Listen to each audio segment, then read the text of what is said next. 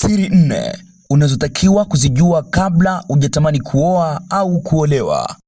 Mnyama ni mnyama na binadamu ni binadamu. Kuna utofauti mkubwa kati yetu sisi binadamu na wanyama, licha ya kwamba sote ni viumbe vilivyoumbwa na Mungu. Mwanadamu hawezi kuchukulia swala la kuoa na kuolewa kama mnyama atakavyolichukulia. Ndiyo maana sisi binadamu Mungu ametupa akili zaidi ya viumbe vyote. Lakini kumbuka, hakuna maamuzi makali na mazito kama kuoa au kuolewa. Mjukuu wangu, na hili nalo na kusihi kwa huruma zake Mungu, uwafundishe watoto wako wasilichukulie swala la kuoa na kuolewa kivyepesi kama kuchanua nywele zao. Wakati unaanza mbio za kutaka kuoa au kuolewa, yapo mambo ambayo yatakusaidia kama dira kugundua na kuchagua bila shaka yupi ni yupi anayestahili kuwa mwenzi wako wa ndoa. Je, leo ni mara yako ya kwanza kutusikia kwenye jukwaa hili la hekima?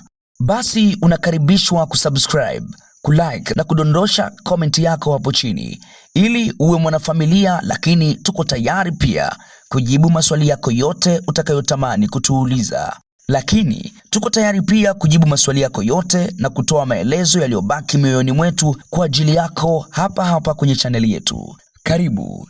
Mjukuu wangu, mbona haujachukua kalamu na karatasi uandike hii hekima ya leo? Hapa zipo siri 4 au mambo manne ambayo waliooa na walioolewa vibaya hawakuzijua. Siri hizi ni muhimu kuzijua, maana ni msaada mkubwa kwa watoto wako na kwa watoto wa watoto wako pia. Jambo la kwanza, kipenzi kukuficha aliyowahi kurafikiana nao.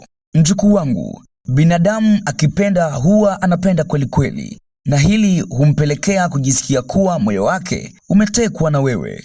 Ukimwona mtu uliye naye kwenye mahusiano anashindwa kukueleza aliwahi kurafikiana na nani baada ya wewe kumuuliza, tilia shaka mahusiano yenu, tilia shaka huo urafiki wenu. Ishara ya yeye kuwaficha watu ambao alirafikiana nao ina maana nyingi sana. Moja ya maana yake ni hii hapa.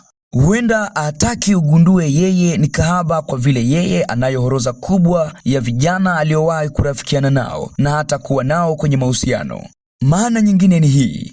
Huenda kwenye hiyo orodha ya marafiki zake kuna mmoja bado yuko kwenye moyo wake na hataki wewe ujue usimharibie. Maana nyingine ni kwamba anashindwa kukuambia aliwahi kurafikiana na akina nani kwa sababu hana imani na wewe. Alafu imani yake bado ipo kwa mtu wake wa zamani ambaye akitaka warudiane tena watarudiana bila kipingamizi chochote, iwe asubuhi iwe mchana.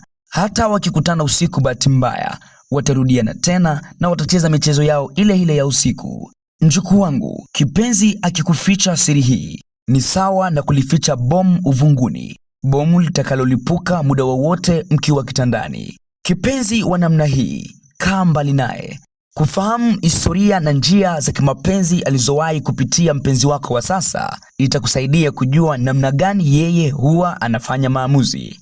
Pengine ukishampata umpendaye na ukifikia kwenye pointi hii, usishangae mwenzako anaanza kuwa mkali ghafla. Mjukuu wangu, hilo lisikubabaishe. Endelea tu kuchimba mpaka ufikie mwanandani.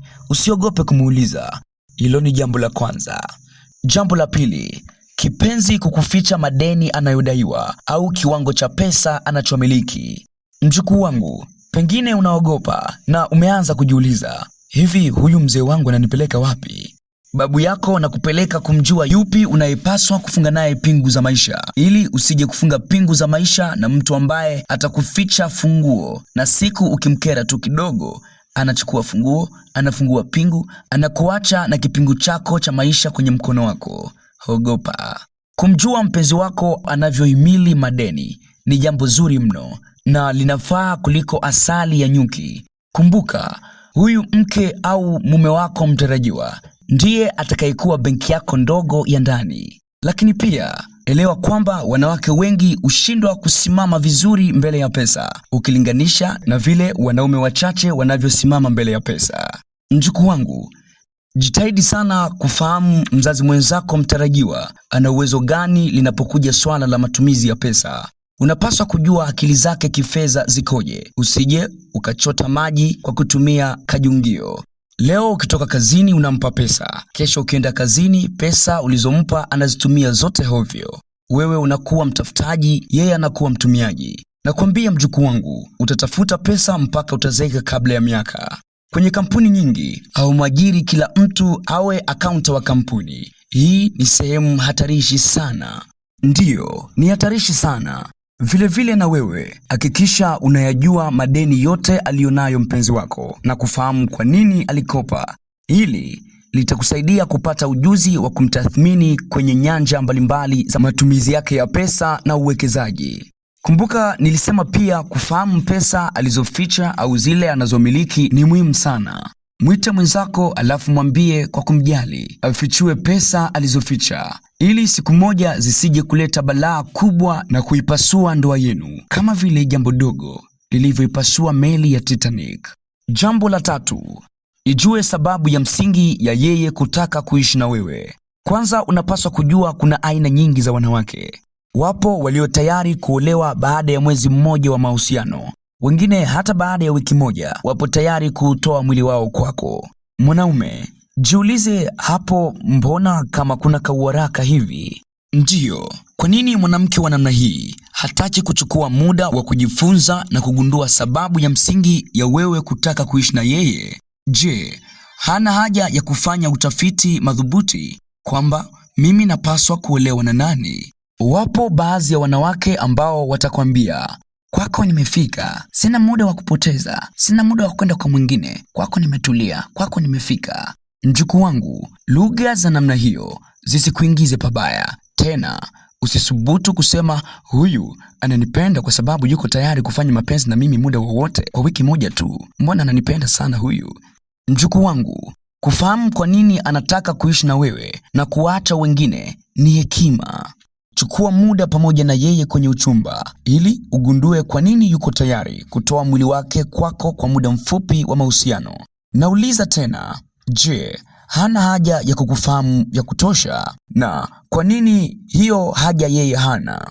Muda mzuri katika uchumba utakusaidia kuyafichua majibu ya maswali yako yote. Utamjua kama ataweza kusimama na wewe kwa muda gani katika shida na raha, au yeye ni kiruka njia. Jambo la 4, kipenzi kukuheshimu wewe na familia yako. Lifahamu ili nalo mjukuu wangu. Pamoja na kwamba mwanamke anaweza kuficha tabia zake mbaya akiwa kwako na kuzionyesha akiwa kwake kama paka, unaambiwa hawezi kuficha tabia zake zote mbaya kwa 100%. Hata mwanaume pia kwenye uchumba anaweza kuhifadhi tabia zake mbaya kwenye mfuko wa suruali yake, lakini ujue tu siku moja wakati ataitoa simu yake kwenye mfuko wa suruali yake mbele ya mchumba wake, tabia zake mbaya zitatoka pamoja na simu yake, hata kama simu yake itakuwa na password ngumu jinsi gani. Muda ni kipimo kizuri kinachoweza kukufahamisha mengi yaliyojificha kwenye uchumba. Mchumba ambaye hawezi kumheshimu mzazi wake yuko tayari tu kutokuheshimu wazazi wako pia. Mchumba ambaye amezoea maisha ya kuvurugana na ndugu zake akiwa nyumbani kwao, ujue akiwa kwako atakuvuruga wewe na familia yako. Mchumba wa namna hii, taarifa zake majirani zake wote wanazo. Ukitaka kumjua yeye ni nani, waulize majirani zake. Mjukuu wangu, tabia ya mtu ni kitu ambacho yeye anaweza kukificha kwa muda mfupi tu, lakini baadaye tabia yenyewe hujifichua. Sasa mjukuu wangu, mwangalie mchumba wako pale anapokasirika mbele zako na nyuma yako. Rekodi maneno yake ukiwa naye na wakati ambao hauko pamoja naye, kisha yapitie. Utamjua anakufaa ama hakufai. Mkali ni mkali siku zote. Mkosefu wa adabu anakosa adabu siku zote. Mwanamke mnafiki kaa naye mbali, achana naye. Bora yule ambaye nje na ndani rangi ni ile ile kuliko blue nje ndani kijani. Mwanaume au mwanamke mzuri utamjua kabla hujaishi naye ikiwa utatumia haya mambo 4 niliyokuandalia leo. Hekima ya leo naamini haitaisha, bali itaishia kuishi ndani yako. Kwa wale wapenzi wa maneno ya hekima wamenufaika na hii, karibu na tukutane kwa wakati mwingine.